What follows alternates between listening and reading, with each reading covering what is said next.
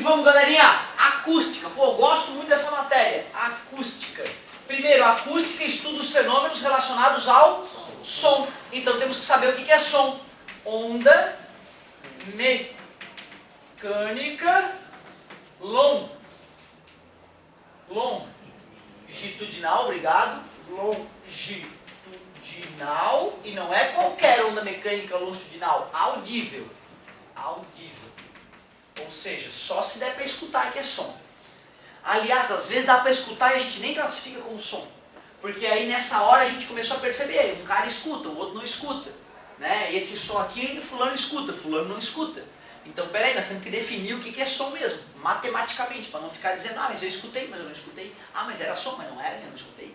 Né? Para parar com essa frescura, a gente define, ó, som é quando a frequência dessa onda mecânica longitudinal, frequência, está entre 20 Hz e 20.000. 20 oscilações por segundo e 20.000 oscilações por segundo. Fica até bonito. Ó. Exatamente, que nem a luz. Abaixo é infrassom, aplicações na medicina, para, né, fazer o corpo do cara vibrar, não teve uma lesão, aumentar a circulação sanguínea e, né, curar mais rápido, não é a cura para todos os males, mas alguns fisioterapeutas usam, né, infrassom para estimular algumas partes machucadas do corpo. E aqui o ultrassom. Aí não, o ultrassom, as aplicações são incríveis. Hoje o cara está com um problema no abdômen, antes de abrir o sujeito e operar, o cara faz um ultrassom de abdômen, né, e descobre lá, mede a espessura de tudo quanto é artéria, tudo quanto é órgão, né, passando uma maquininha lá que emite um som para dentro do teu abdômen. Esse som faz a tua cavidade abdominal vibrar, gelatinosa. Essa vibração bate nos órgãos e reflete. O aparelhinho capta, o transdutor que chama do aparelho capta essa vibração refletida. E com o tempo de ida e volta, certo? O computador consegue compor uma imagem, né? Tem ultrassons hoje que fazem a ultrassonografia em 3D com cor, né? Com cores artificiais, lógico, mas para facilitar o olho do cara que está analisando. Ser técnico em ultrassom requer muitas e muitas horas de treinamento, né? E é uma profissão relativamente bem paga. Né? O cara que fez um investimento, por exemplo, tem uma clínica, fez um investimento lá milionário num aparelho de ultrassom grande lá, de centenas de milhares de reais.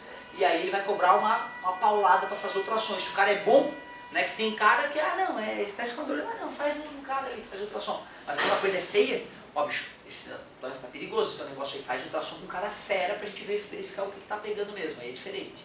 E aí o cara cobra lá, sei lá, 500, né, pila para fazer um ultrassomzinho que vai demorar 20 minutos. E fica fazendo isso o dia todo, imagina, bota na ponta do lápis, todo que não vai entrar dinheiro, cara. O barulho do ultrassom tipo ser mais que um som, 8, 19. Legal, legal. Na verdade é o seguinte, ó, a frequência do ultrassom geralmente é acima de 20.000. Geralmente é acima de 20.000. Não que eu não possa ter uma regulagem de frequência no meu aparelho e usar uma frequência de 18, 19.000. Não existe, não teria esse problema. O único problema é que o usuário talvez fosse sentir um pouco desconfortável, porque ele vai começar a escutar um somzinho bem agudo. Né? Por isso que a gente procura fazer acima de 20.000, para que o usuário não escute nada. Né? Mas, por exemplo, quando o dentista vai usar o ultrassom para limpar os dentes, aquela laminazinha vibrante, né, que vai passando entre os dentes, a volta e meia, quando aquilo tranca no meio dos dentes, dá uma baixada na frequência e tu escuta, né, dá uma agonia. Né? Ou seja, quando entra na faixa que eu percebo, né, dá uma sensação esquisita. Então, acima de 20.000 a gente não escuta? Acima de 20.000 a maioria das pessoas não escuta. É possível que alguns escutem 21.000, 22.000 Hz, o cara tem um ouvido mais sensível. Né? É possível que alguns escutem 15 Hz, 14 Hz, mas a maioria das pessoas chegou naquele limiar, é como se não tivesse acontecendo nada. Ela pode até sentir alguma coisa estranha aqui, mas ela não consegue identificar o que é. O ambiente está vibrando. Não, fazer mal, via de regra não. O que pode fazer mal é a intensidade. Nós vamos chegar lá. A frequência não. É ressonância. Já cheguei a falar alguma coisa de ressonância para vocês? A gente vai começar a falar agora desse tipo de fenômeno. Né? E é isso, talvez no ano passado eu tenha falado rapidamente desse fenômeno ondulatório. É um fenômeno muito legal a ressonância. Resumindo, é mais ou menos como empurrar alguém no balanço. Se tu já empurrou alguém no balanço, para que o balanço aumente de amplitude, de movimento, tu tens que empurrar no ritmo certo, concorda comigo? Tens que ver o balanço e aí vem o balanço e tu aí vai.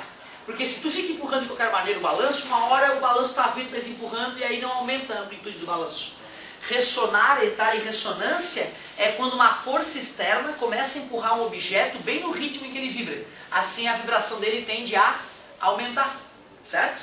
Quando eu escuto vocês, quando vocês me escutam, quando eu escuto um barulho, por exemplo, da vassoura passando no chão, quer dizer que o meu tímpano entrou em ressonância com a vibração do ar. Ou seja, o tímpano, o tubo auditivo, é uma caixa de ressonância que ressona só com frequências entre 20 e 20 mil. Ou seja, com uma frequência menor que 20 mil, meu tímpano não vibra junto com o ar, o tímpano fica parado. Certo? Então é por ressonância. A frequência natural de vibração do aparelho auditivo dos seres humanos sadios é entre 20 e 20 mil Hz, que ele vibra junto com o ambiente. Acima ou abaixo disso ele não entra em ressonância, não vibra e eu não escuto. Certo? Interessante isso, muito boa pergunta. Então, bacana.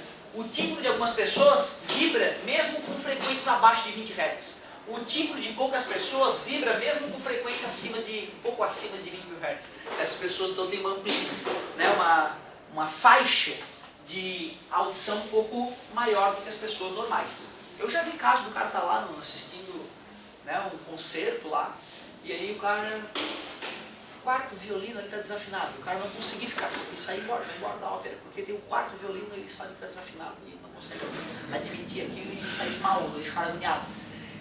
São chamados ouvidos absolutos, né? A maioria das pessoas normais, ela precisa de um diapasão para afinar um instrumento. Então tu vai lá, faz o diapasão tocar em Lá, ou em Ré menor, ou sei lá em qual nota que está afinado o diapasão, faz o instrumento tocar ao mesmo tempo aquela nota e compara a frequência dos dois no ar. Ah, tá desafinado, aí ele vai afinando. É o chamado ouvido relativo. Tem pessoas que aparentemente nascem com uma característica de conseguir identificar uma nota musical só escutando. Ó, tá em Ré, a vassourada dela. Tá em Ré. O cara não precisou do diapasão para achar isso. Ele é como se ele tivesse decorado internamente, como se ele escutasse e visse uma cor branca, preto, não precisa pensar, vermelho. É isso, ele escuta um som e fala Ré menor. Impressionante, é o ouvido absoluto. Tem pessoas que sofrem disso, sofrem mesmo, músicos que sofrem disso. Primeiro que o cara que tem ouvido absoluto, geralmente ele não consegue tocar com um instrumento afinado em outra afinação. Então ele vira um músico limitado, tu vê. Então não é bom ter ouvido absoluto, o ideal para a música é ter ouvido relativo. Isso eu fui descobrir há pouco. Outra coisa interessante é que às vezes a geladeira do cara está vibrando em Lá. O cara não consegue suportar, o cara tem que desligar a geladeira para ele dormir. Ou o cara tem que fechar a porta da cozinha porque ele escuta o lá da geladeira vibrando. Isso perturba o cara. Loucura, né, bicho? Loucura. Muito doido. Então tá. Falamos um pouquinho da frequência. Ah, importante, galera. Isso aqui não é a frequência. Isso aqui não é a frequência. Isso é a altura do som. Olha que perigo, cara. Aquilo que a gente chama de altura no dia a dia, geralmente, é o volume do som. Por isso que no vestibular vai ter a pegadinha. Um som baixo é um som de baixa intensidade. Errado. Um som baixo é um som de baixa frequência. Lembra do baixo da banda, né? E um som alto não é um som de grande volume ou intenso. É um som de alta frequência. Um som fininho, agudo. Altíssimo som. Ali perfeito. Altíssimo. Certo? Beleza? E tu vê, né? Pô, professor, pareceu tão baixo. Não. Foi pouco intenso, mas altíssimo. Beleza? Importante saber disso. Então, a altura, frequência é a altura. E é grande fonte de pegadinhas no vestibular, porque vai contra o nosso bom senso do dia a dia. Outra coisa fundamental de lembrar do som, que já que o som é uma vibração mecânica, ele é feito de partículas vibrantes. Lembrem que no sólido as partículas estão próximas e agarradas. Nos líquidos as partículas estão próximas, mas deslizam umas sobre as outras. E nos gases as partículas estão distantes umas das outras. Ou seja, onde que as vibrações partícula podem ser transmitidas mais rapidamente? Velocidade nos sólidos do som é maior que a velocidade nos líquidos, que é maior que a velocidade nos gases. Tudo bem? Bom, só por curiosidade, velocidade do som no ar, alguém lembra? 340 metros por segundo, mas varia com a temperatura, tá? Certo? Mas com temperatura normal ali dos 20 e poucos graus, 340 metros por segundo. No líquido, 1400 e poucos metros por segundo. Então o som na água, não é em qualquer líquido, cada líquido tem a sua velocidade. Na água, 1400, quase 1500 metros por segundo. Quase 5 vezes mais, 4 vezes mais uns quebrados. Assustador, muito rápido. E no sólido, no aço, chega a quase 5.000 metros por segundo a velocidade do som no aço.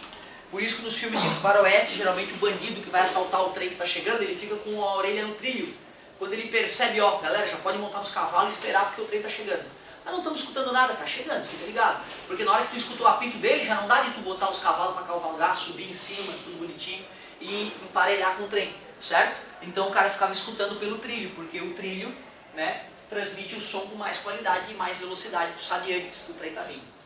Vale lembrar que os animais, né, eles percebem a vibração vindo pelo solo e tem o instinto de fugir de tsunamis, por exemplo. Né? Os elefantes eles têm essa tendência. Os elefantes estão próximos de uma região com mar, deu terremoto na região, eles começam a correr para longe do mar automaticamente, certo?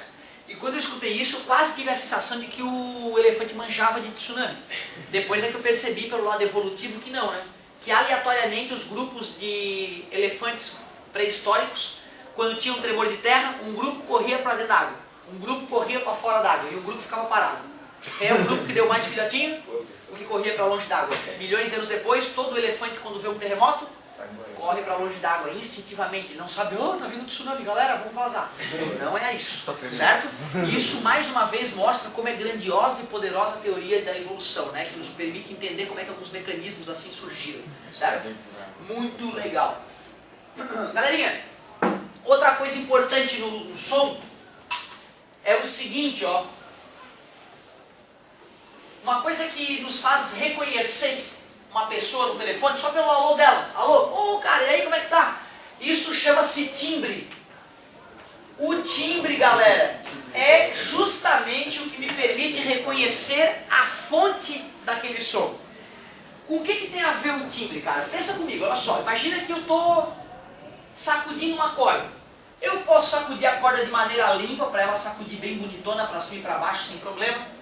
Eu posso, além de sacudir a corda assim para cima e para baixo, eu posso tremelicar minha mão enquanto eu faço a mão subir e descer. Concorda comigo? Nesse caso, a onda já seria assim, ó. Aí tu concorda que olhando essa corda vibrar, tu teria uma noção do que está fazendo ela vibrar? Ou como estão vibrando ela? Se tu olha uma corda vibrando assim, bonitinha, tu percebe, oxe, tem alguma coisa oscilando dessa maneira. Se tu percebe a corda vibrando e tremelicando ao mesmo tempo, tu percebe, oxe, tem alguma coisa indo para cima e para baixo, mas vibrando também ao mesmo tempo. Concorda comigo? Se eu, por exemplo, fizesse assim, ó.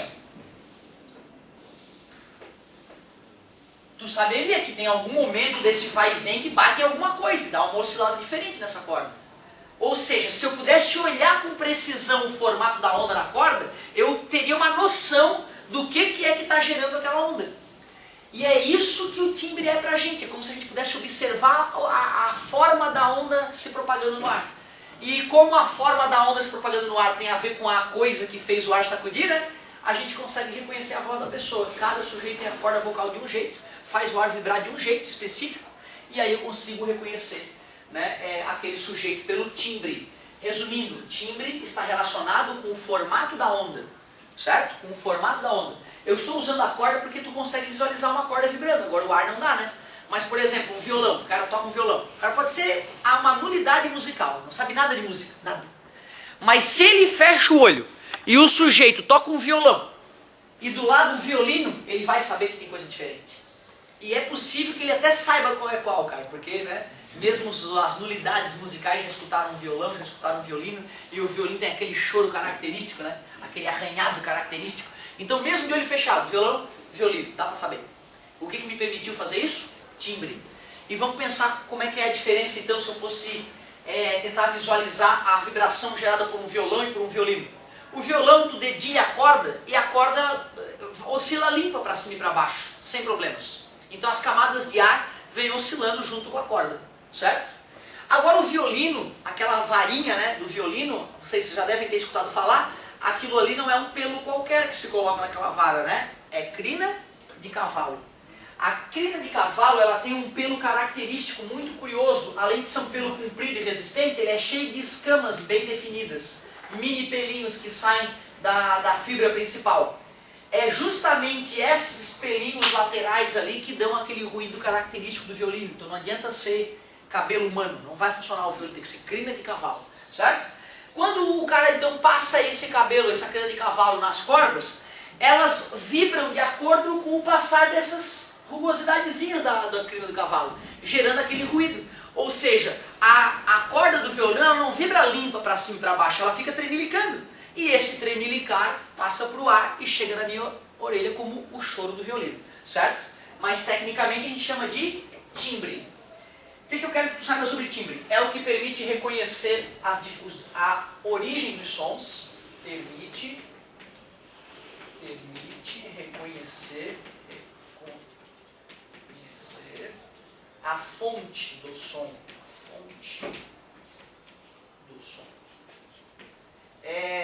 Está relacionado com o formato da onda. Está relacionado com o formato da onda.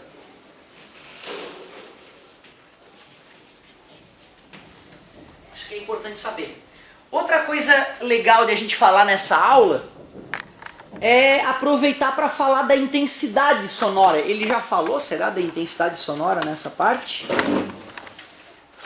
Falou, então é isso aí. Vamos falar da intensidade sonora. Engraçado é que eu acho que ele não colocou a definição matemática, né? Deixa eu ver outra página. Ele falou na outra página. Estranho. Então olha só, para enriquecer um pouco a apostila nesse quesito aí, vamos entender que história é essa de intensidade sonora. Cuidado, hein, cara, no dia a dia a gente chama de altura, não é correto chamar de altura. Claro que tu não vai chegar para tua mãe ou pro teu vizinho, ou cara vizinho, por favor, pode reduzir a intensidade sonora? Né? Então, olha, dá para baixar o som, né?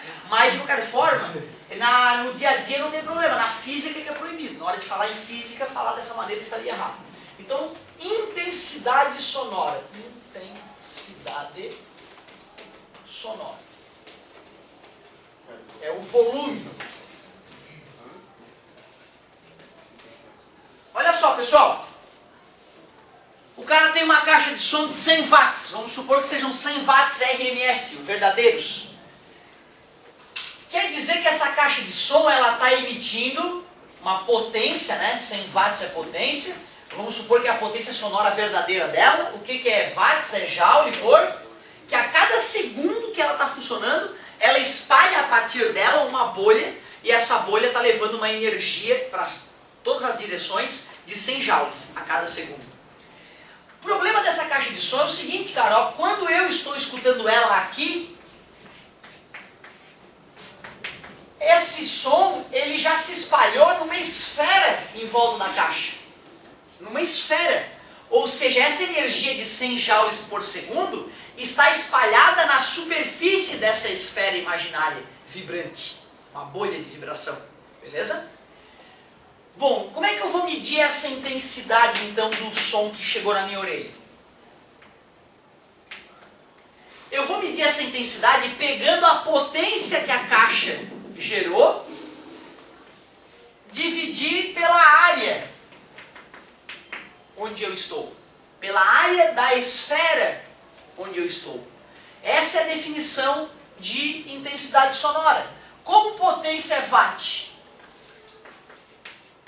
e área é metro quadrado, então a intensidade sonora vai ser sempre medida em watt por metro quadrado. Então essa é a definição de intensidade sonora. O único detalhe é o seguinte, cara, a maior intensidade audível pelo ser humano é considerada 1 watt por metro quadrado. Se quiser sangue escorrendo na orelha, bota 10 ou 100 watts por metro quadrado, a pessoa desmaia de uma vez. Mas a galera já supõe que 1 watt por metro quadrado já está próximo de arrebentar o ouvido do sujeito, certo? Essa é a máxima intensidade audível. A mínima, o que é o problema, meu querido? Ó, a mínima intensidade audível, vem pra mim, é 10 na menos 14? Ele não fala aí? Agora deu um branco, cara. Mas é 10 na 14. 10 na menos 14. Então eu vou colocar assim em potência para ninguém ficar apavorado. A menor intensidade audível é 10 na menos 14. Já vou verificar se é isso mesmo. 10 na menos 14. Desculpa, agora eu lembrei. 10 na menos 12. Watt por metro quadrado. E aí, galera, a menor intensidade audível, ela é grande ou pequena? Comparado com a máxima? São 12 zeros, né? São 11 zeros e 1 depois. Certo? Cara, é muito pequeno. Isso aqui seria um jato decolando, um avião a jato decolando, está sempre protetor auricular próximo da turbina.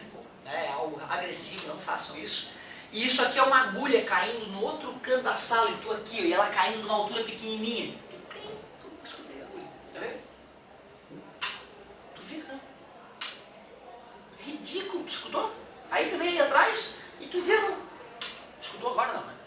Ah, não. Pô, eu não deixei cair nem de 1 centímetro o giz. Tu imagina que energia que tem essa aí, energia potencial adicional daquele giz caindo ali. Foi o suficiente para a lâmina de alumínio vibrar e vibrar o ar e vocês escutarem. Isso que, deixa eu ver aqui. Isso que teve que desviar do Robert ainda para chegar no amigo. Tu imagina o poder da audição, né, cara? Né? Não, eu digo porque a gente vai estudar esse fenômeno, é um fenômeno chamado difração. Já falei que eu não admito esse tipo de brincadeira. Uma vergonha isso. Galerinha, então olha só. Quem é que gosta de homem com nariz pequeno, cara? Tem que ser narigão, é uma coisa máxima, né? Agora olha só, galerinha. Na hora de a gente medir a intensidade, nós temos um problema. Ou o número vai ser próximo de 1, se estiver próximo do máximo, ou o número vai ser 0,00000, ou seja, horrível de medir. Por isso que a gente não mede a intensidade sonora. A gente costuma medir o nível de intensidade sonora. Como é que a gente mede o nível de intensidade sonora? É só fazer 10 vezes o logaritmo da intensidade que tu vai medir sobre o I mínimo, ou I0, vamos chamar de I0. Professor, é aí que se encaixa também a questão dos decibéis? É aqui que vai vir o decibel. É bem aqui mesmo, por isso decibel, para esse 10 aqui, senão seria bel. Por que é decibel? A galera não gostou do bel, aí começou a chamar de decibel e botou o 10 aqui na frente. E tem viagens assim, cara, na física, né? Loucura, né, cara? Porque eu nunca vi nada medido em bel. É sempre decibel. E na fórmula tem o 10 aqui para deixar em decibel. É estranho, né? De certo, os caras acharam que o bel era muito grande e aí o decibel era uma medida mais precisa. Aí já acrescentaram o 10 ali.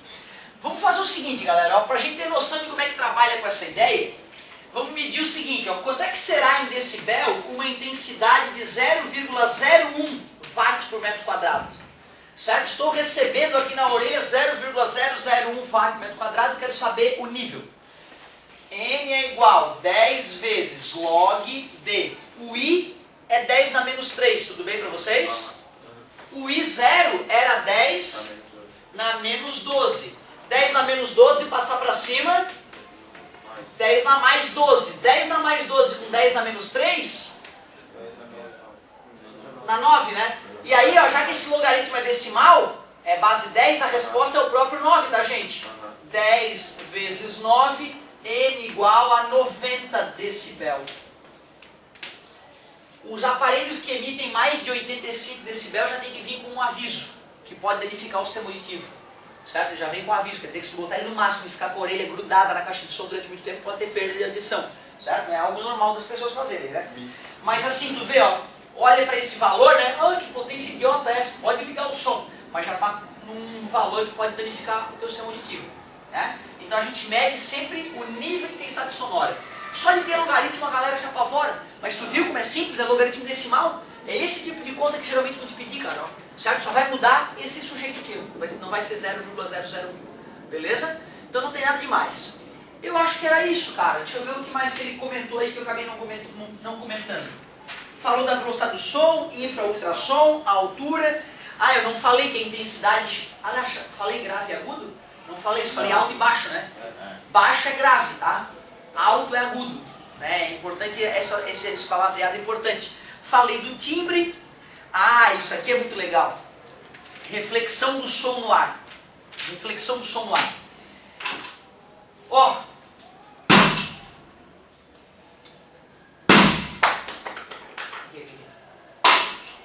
Ó, fica vibrando um tempão, vê se?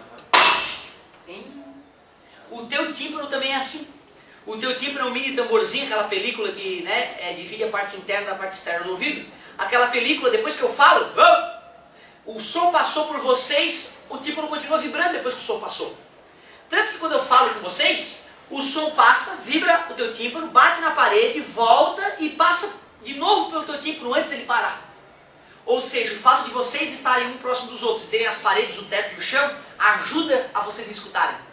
O som não passa uma vez só por vocês, porque ele passa muito rápido, ele passa a 340 metros por segundo. Imagina daqui até ali, pô, tem 3 metrinhos, ele vai e volta 5 vezes no segundo ali. Ou seja, quando eu falo, cada palavra que eu emito faz o ar vibrar, mas esse ar bate nos obstáculos à sua volta e retorna para a tua orelha, fazendo o teu tímpano vibrar mais do que se eu estivesse numa praça, né, sem o teto, sem as paredes ou falando para um só. Beleza? Ou seja, se essa aula fosse numa praça aberta ali, eu teria que usar muito mais potência sonora para ser escutado por todos. Ou seja, a reflexão do som nas paredes em vocês mesmos está gerando algo que nós chamamos de reforço sonoro. Está reforçando o som da minha voz. Faz sentido? Claro. Agora o seguinte, se eu começo a falar de uma região diferenciada, por exemplo aqui, ó, quando eu falo daqui, pô, é extremamente desagradável para mim falar daqui. Primeiro que dá a sensação, ó, aqui assim, ó, putz, que terror. Não, jamais conseguiria. Se eu falo dali, a sensação que eu tenho é que minha voz está fraca. Porque eu não estou conseguindo ver o som refletido para mim mesmo. Eu senti a minha voz chegando em mim. Porque eu estou escutando a minha voz não só pelo ar, como pela minha caixa craniana. Por isso que a nossa voz parece alterada para a gente, tá, gente? Porque ela vem pelo sólido, ela vem pelo crânio. Por isso que tu escuta a tua voz gravada, tu acha que vai avacalhar com a tua voz. A minha voz. Eu que tenho essa voz fina, cara. Primeira vez que eu escutei num gravador, eu falei, pai, tá quebrado teu pai? Não, pai. Quebrado, papai. Não é assim, né? E na verdade é chocante quando tu te vê, né, pela primeira vez gravada a tua voz, tu tem a sensação esquisita que tá errado, mas não é o que as pessoas escutam. A gente escuta diferente a nossa voz, né? Aí o seguinte, quando eu estou naquela região, o som que eu produzo demora a bater nas paredes em vocês e voltar para mim, demora um pouquinho mais. Como meu tímpano demora 0,1 segundo para parar, ele já está quase parando quando o som da minha voz refletido chega. Eu tenho a sensação de não estar falando adequadamente. Esse fenômeno chama-se reverberação. Não é eco, mas para quem está ali falando, tu já começa a escutar que a tua voz está esquisita, cara. Está dando tá dando uma chiada esquisita. Em compensação, se o tempo entre a ida e a volta do som demorar mais que 0,1 segundo, que é o tempo de persistência auditiva, o teu tímpano parou. Quando chega um novo som, o cérebro interpreta que é um som que não vem de ti, e aí tu escuta o eco. Ou seja, reforço sonoro, reverberação e eco é tudo reflexão do som. O que difere um do outro é o tempo que demora entre o som original e o som refletido. Se o tempo entre o som original e o som refletido é quase zero, reforço sonoro é o que ocorre agora. Se o tempo entre o som original e o som refletido se aproxima de 0,1 segundo, chama-se reverberação. É isso aí. E se o tempo é maior que 0,1 segundo, como é 340 metros por segundo, 17 metros de uma parede, 17 metros para ir, 17 para voltar, 34 metros a 340 metros por segundo, 0,1 segundo. Então se algum dia tu for visitar um canyon e não tiver nada de parede em volta, só uma única paredão na tua frente, tu vai achar uma posição ali, cara, na frente daquele paredão, que tu vai ser mágico. Tu grita, oh! Não dá eco. Oh! Tu dá um passinho para trás, eco. Teu tímpano parou. Aqui deu tempo do tímpano parar, aí chega um novo som, o cérebro interpreta, outra pessoa gritando, dá um passo para frente, o tímpano não parou ainda. O som só fica longo, não separa um do outro, o tímpano ainda está vibrando um pouquinho quando chega a próxima vibração. E só se tu chegar bem pertinho, aí não vai ter mais nada, é um reforço sonoro. Beleza, galerinha? Muito obrigado pela paciência e pela atenção. Então arrisca, né? Ó, página 10, que é só o comecinho, só o prolegômeno, a introdução, o introito. Muito obrigado pela paciência, bom recreio, galera!